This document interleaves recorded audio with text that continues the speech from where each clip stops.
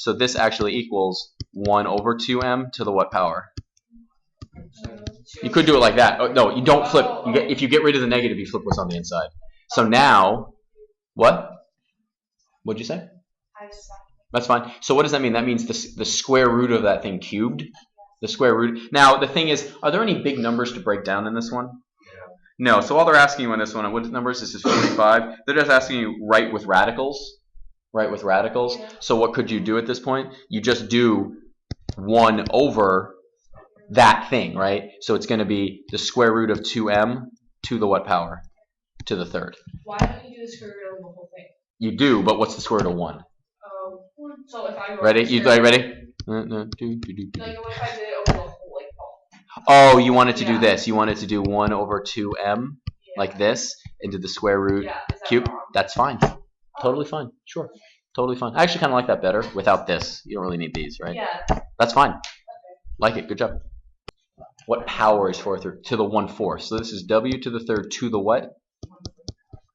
Over w to the 1/6. Now you need to simplify the numerator first here. Powers of powers, what do? Yeah, you take these two numbers and you multiply, so it's w to the 4 all over w to the... And now you have the same base, so what do you do with those exponents if you're dividing? You subtract. So it's w to the 3/4 minus 1/6. It's just fractions. To add or subtract fractions, you need a common what? What's our least common denominator going to be? So you multiply 3, so it's going to be 9 over 12 minus 2 over 12, right? So what do you end up with? W to the 7 over 12. Now that would be, is that exponential or radical form? Exponential form. I could ask you, if I'm just extending this a little bit, what would this be in radical form? How would you write it? Exactly, the 12th root of w to the 7th, or there's another way to write it. You could write it as what? The 12th root of w all to the same thing. They're the same thing. One thing I've noticed, and keep in mind, do you see how I put the parentheses around to make it to the 7th power? If I write something totally perfect, 3, there's two ways to read that. What is that? Times square root of 7, or second times the square root of 7, right? So generally speaking, if you can do radical form with coefficients, put it in parentheses, so I definitely know it's not 3 squared. You also notice that sometimes in the book, when it does the radical, it puts the number like here. At first, that really bugged me because that's not how I write it, but the thing is that a lot clearer in a way? It's like physically separating it from the coefficient that, like, there could be, I don't know, pi out front, whatever, right? But it's definitely not pi minus 6. It's not bad. It's just not how I'm accustomed to it, but that doesn't necessarily mean it's wrong. Just be clear, please. I really want them up here. What else do you want? So again, distribute, which is a tactic we've done many times, and just make sure it's clean. 5/3 power mean? 3 root a third. Yeah, you could. Yeah, it means the 3rd root of 64 to the 5th, right? Yeah. It's kind of, okay, maybe there's a better way. Well, you have the same base, so what can you do with the exponents? Oh, just subtract. Yeah, 5/3 minus 4/3. What is that? 64 to the what? 1/3. That means the cube root of 64. What is that? Yeah. Could you have at the beginning written 4 to the 5th? Absolutely. That is a great observation, Katie. 64. No, that's great. A great thing to think is when you see big numbers, write them as their write them in power form, exponential form, immediately. So that is 64 is not 4 to the 3rd. 4 to the 3rd. So you did 4 to the 3rd to the 5/3, right? And I don't know what that 3 is, right? 4 to the 3rd to the 5th. It's not 4 to the 3rd to the 5th. It's 4 to the 64 is 4 to the 3rd. You could do this if you wanted to. It's not the same. Just be careful. But you can. Either way, though, the quickest way is this right here. Just same base. What do? Subtract the powers. Just make sure you do that. What did you say, Jacob? 72? Yes. 72. What is it? R to the 1/5. S to the 2/3. To the what power? 15 over R to the what? 2. So what do you have to do first on this one? The 15. Yeah. So it's going to be R to the what power? 15 over 5, which is 3. And it's going to be S to the 30 over 3. What's 30 over 3? 10 over R squared. And then what does that simplify to? Someone raise their hand and just tell me what that simplifies to. Nate. R S10. To the 10th. Done. That's it. This one, what do you need to do first?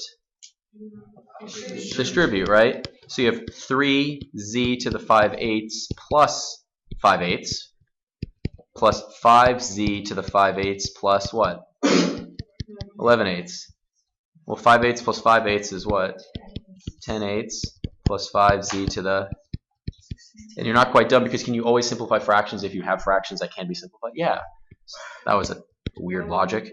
5/4 plus 5z to the what? 2. Yeah. Stop there. That's good. There are some things you can do to play around with that, but stop. That's fine. Is that if you have the same root of something, if you have two things that are being rooted to the same degree, so the third root of 17 times the third root of, let's say, 3, that's equal to the third root of 17 times 3. You can go either way with this. You can go either way. Sometimes it serves you to put them together. Sometimes it serves you to pull the nth root of a over b. We've kind of already done this a few times. What can you do? You can do them separately. You can do the nth root on the top and the nth root on the bottom. What can you do here? What can you turn that into? The cube root of what? 3 times 12. Yeah, which is 36. Exactly. Now, is there a nice cube root of 36? No. No, there isn't. What about this one right here? What does this turn into? The fourth root of? y times 3. Yeah, so what is it going to be? 24 y r squared. Correct. That's right. You just glue them together. And what about this one? The sixth root of? Oh, not 60. I can almost read 50 m to the 5th. Exactly. So you can combine them. Exactly. So nothing, there's no radical divergence here. That's the cube root of that thing. So you do it individually, right? So what would you split this into? What would it become? That's really close. Where do you want to put the negative? Where do you want to put it? Put it where? You can either put it, you put it one of three. Actually, there are 3 places you could put it. You could put it in front of the 8, in front of the 1s, or just in front of the whole thing. Because you know the cube root of something that's negative is going to be what? As long as only one of them is being made negative, right? I kind of like to just put it on the top. What is the cube root of negative 8? Negative 2. And what's the cube root of 125? 5. Exactly. So you're done. This is a lot nicer than the original. Now, this also, breaking these things up allows you to simplify things like that. Root 24. Is 24 a perfect square? Root 24 is really close to, but not what? It's really close to 5. It's going to be greater than or less than 5. Less than 4.9 something, right? 24, remember factor trees? What can you break it into? 2 and? 2 and? 2 and what? 3. So the square root of 24 is the same thing as the square root of what? 2 times 2 times 2 times 3. But we now know, can you break those up? Root 2, root 2, root 2, and root 3. But can you tell me, what is the square root of 2 times the square root of 2? This is just 2. So you end up with this. But what should you then put back together? So the answer to this would be 2 square roots of 6. We just showed that the square root of 24 is equal to 2 root 6. The tactic you're going to take is you're going to see that factor tree that we made? That's a great place to start when you can't see an immediate answer. So for 108, what can you pull out first? 2. What else? 54. Take out the small ones. 2 and what? 27. 3 and 9 and 3 and 3. So what does this tell us? This tells us that the square root of 108 is equal to the square root of 2 times the square root of 2 times the square root of 3 times the square root of 3 times the square root of 3, right? Oh, yeah, there's 3. Correct. So what can you get? What is root? Oh, look, those become what? 2 and 3, and that stays the same, right? So what do you end up with? Root. Exactly. There's many ways. Kids, there's many ways. There's many ways. What's nice about doing a tree like this is that what you're looking for is the biggest square factor. You're looking for the biggest square factor. Is it always easy to see what the biggest square factor is? No, because factoring by default is usually hard. Using a tree like this, you can find the biggest square. Seeing these pairs? 2 times 2 is 4. 3 times 3 is 9. What's 9 times 4? It's 36. So that allows you, if you wanted to write it as 36 times 3. Well, what's the square root of 36?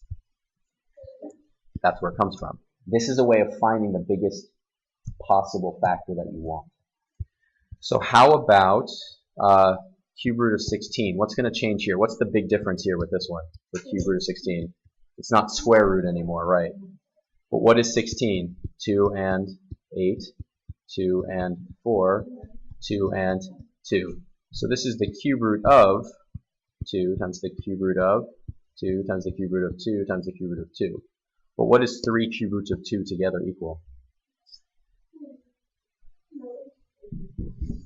Kids, what's the square root of 2 times the square root of 2? What's the cube root of 2 times the cube root of 2 times the cube root of 2? 2. This is just 2. So what's left? 2, that's cube root of 2. Exactly, you need 3 of them to multiply together. Tell me one thing they did to begin the first one. How many square roots are you doing there? Square root of 200, the square root of k to the 7th, and the square root of q to the 8th. See, at first, how do you figure out the square root of 100? 200?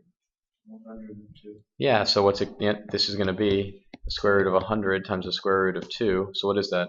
10. 10 root 2. That's great. So that's the first part. What power is this right here?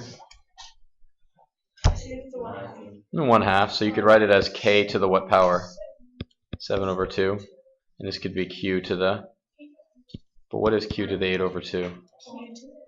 So yeah, so you have 10. Usually you put the radical last. Q to the, and then root what? You could put 10, you could put the root 2. It doesn't matter what order you put it in. Not really. So what about this one right here? This is the cube root of -8 times the cube root of x to the 4th times the cube root of, what's the cube root of -8? 2. No, it's -2. This is going to be x to the what power? 4 over 3. And it's going to be y to the, done. That's good. Usually if you're starting with radical form, you need to end up in exponential form. If you're starting in exponential, maybe go back to radical. Depends. Find the third side of a what kind of triangle. Yeah, the key is you have to have, first key is you have to have 90 degrees. Pythagorean theorem is also really famous because it was independently proven by more civilizations than like anything else, any other theorem. The Chinese came up with the proof, the Italians came up with the proof, and they're all, sometimes they're similar, sometimes they're very different, but it's considered to be the most proven theorem in the world. There's ways to prove it with circles, there's ways to prove it with squares, there's ways to prove it lots of different ways. But what's so nice about this, if you have any two sides, you can always find the length of the third. Why is this theorem brought up in this section?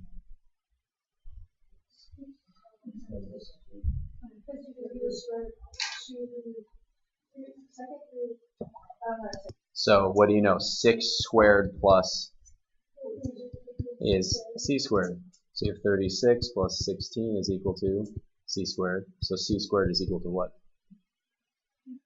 50 what? 52. So what is c equal to? Keep in mind, technically, algebraically, you could say c is equal to negative the square root of 52. But why can't c be negative? It's a distance, right? It's a distance. Can we simplify the square root of 52? Well, what is 52? That's 2 and what? 26? That's 2 and? Oh, so now you see a pair. So what does c equal? Yeah, that's what you, so the reason, because you can do it with any 2 points. So let's say I had a point right here. Let's call it x2, y2.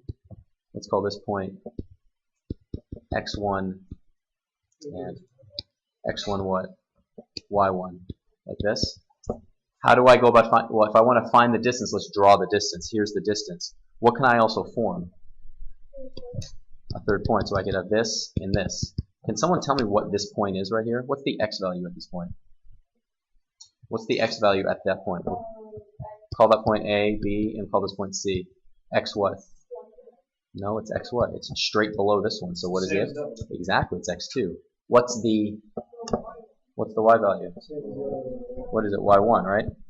So I'll ask you this. What's the x distance? What's the horizontal distance from B to C? It's x2 minus what?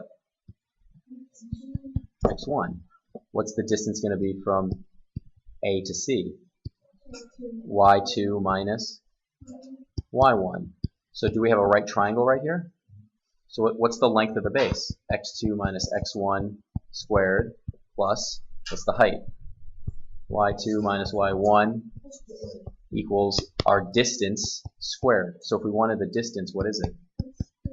The square root of x2 minus x1 squared plus y2 minus y1 squared. This right here, that's the distance between 2 points. You need to memorize that. You should understand where it comes from, but you really need to memorize that. Why is it useful? Nate, give me any point you want. 5.2. We'll call that x1, y1. Rourke, give me any other point. 5. We'll call that x2, y2. So what is the x1 value up there? What's the y2 value? What's the y1 value? 2. And what's the x2 value? So use this formula and tell me the distance between the points. Do that right now. The equation, so it's x2 minus x1. So that's going to be 3 minus what? Squared plus, 5 minus 2 squared. and it's the square root of that, right? So that's the square root of negative 2 squared plus 3 squared. So what's that going to be? Is the square root of? Keep in mind, these can be any 2 points. Any 2 points. You can now find the distance between any 2 points using the Pythagorean theorem. What about this one right here? Anybody have an answer to this one? What did you get, Jacob? Square root of 169. Which is 16. No. 13. Just going to keep on rattling it off. There are certain triangles that are good to remember. So first of all, like 3, 4, 5 is a great triangle. 5, 12, Pythagorean triple, yeah. 5, 12, 13. That's another good one. How many Pythagorean triples do you think there are? An infinite number, yeah. Yeah, well, you can always make a new one. Ready? Yeah. Does that work? Are you sure? You're positive? How does it work? I don't know. Yeah. Well, let's check. What's 3 squared and 4 squared? 9 plus 16 is what? Let's test it. 25, right? What about 6, 8, 6, 8, 10? That's double, right? It's not to scale, right? Like this. What is that? 36 plus 24 Is that what you want? Yeah. And it works. So you can always double or you can. The question is, see this? You can always make an infinite number like this one, right? You can keep on multiplying by a factor. This is totally different though, right? Do you agree? You multiply 3 by something to get 5, but you multiply by a different number, go to 4 to 12. There are, how many linearly independent ones do you think there are? How many different ones like this do you think you can make? What do you think? Yeah, it's infinite. In math, there's basically 3 amounts of answers. This is kind of a math joke because it's not true, but the idea is if someone asks you how many answers does something have, it's most common to have 1 answer, no answers, or an infinite number of answers. The really cool things happen, in my opinion, when there's like 7 answers. Like you do something totally random that has to do with like nature, and all of a sudden there's only like 4 ways to do it. That is something that I think is pretty cool. Okay, get out of here.